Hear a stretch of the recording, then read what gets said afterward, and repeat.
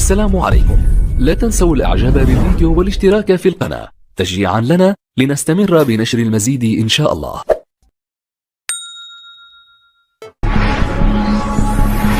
Is actually split into two parts, the central nervous system and the peripheral nervous system.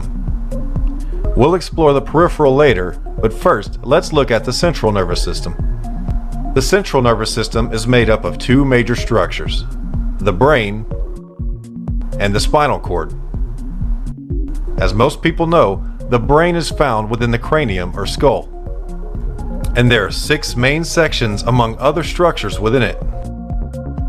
These 6 sections are the cerebrum, cerebellum, diencephalon, the midbrain, pons, and the medulla oblongata. The first section is the cerebrum. This is the largest section. It's divided into 2 major hemispheres, which are the right and left hemisphere. And the cerebrum is further divided into 4 lobes. These 4 lobes are the frontal, the parietal, the temporal, and the occipital. The frontal lobe is primarily responsible for reasoning and thought. The parietal is primarily responsible for integrating sensory information. The temporal is primarily responsible for processing auditory information from the ears. And the occipital is primarily responsible for processing visual information from the eyes. The second section of the brain is the cerebellum. This is the section located in the back of the head, below the cerebrum, and above the first cervical of the neck. It is responsible for muscle coordination, balance, posture, and muscle tone. The diencephalon section is found between the cerebrum and the midbrain. It contains 2 structures, the thalamus and the hypothalamus. The thalamus behaves much like a relay station and directs sensory impulses to the cerebrum. And the hypothalamus controls and regulates autonomic nervous system functions such as temperature, appetite, water balance, sleep, and blood vessel constriction and dilation. The hypothalamus also plays a role in the emotions such as anger, fear, pleasure, pain, and affection. The midbrain section is located below the cerebrum at the top of the brainstem. It is responsible for certain eye and auditory reflexes. The pons is located below the midbrain and in the brainstem. It is responsible for certain reflex actions such as chewing, tasting, and saliva production. And the last section is the medulla oblongata. It's the lowest part of the brainstem, and it connects with the spinal cord and is responsible for regulating heart and blood vessel function, digestion, respiration, swallowing, coughing, sneezing, and blood pressure. It's also known as the center for respiration.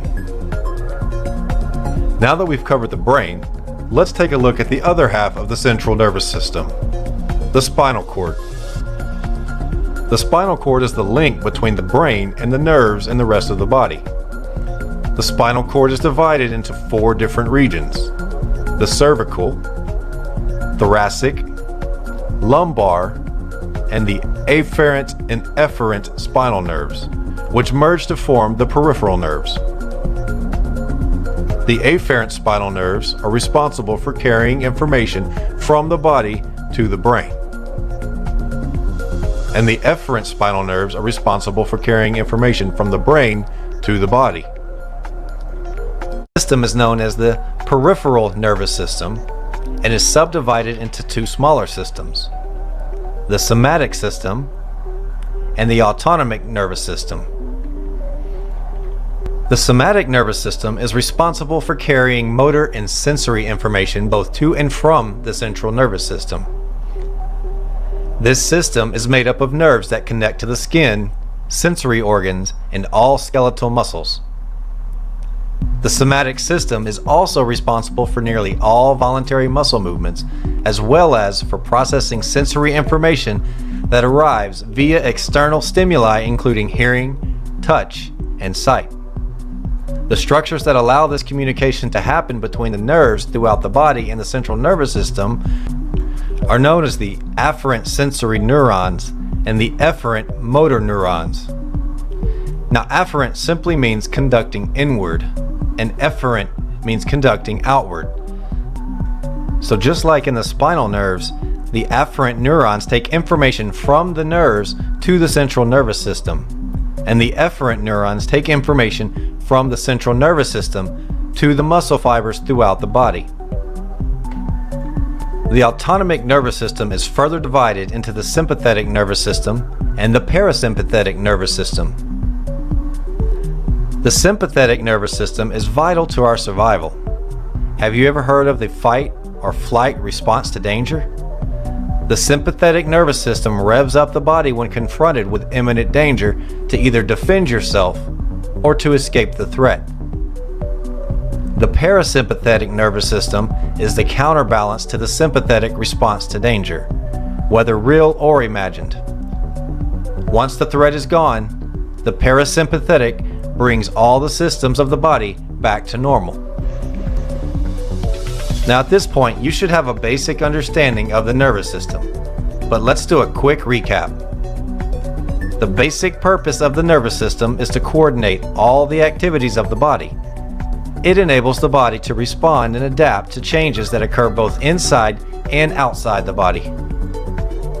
The two major parts to the nervous system are the central nervous system and the peripheral nervous system. The central nervous system is also divided into two major structures, the brain and the spinal cord. The brain is found within the skull or cranium, and it is made up of 6 main sections. These 6 sections are the cerebrum, cerebellum, diencephalon, the midbrain, pons, and the medulla oblongata. The other half of the central nervous system is the spinal cord, and the spinal cord is the link between the brain and the nerves and the rest of your body. The spinal cord is divided into 4 different regions: the cervical, thoracic, lumbar, and afferent and efferent spinal nerves, which merge to form the peripheral nerves. Now that we know the brain and spinal cord primarily make up the central nervous system, let's look at the peripheral nervous system.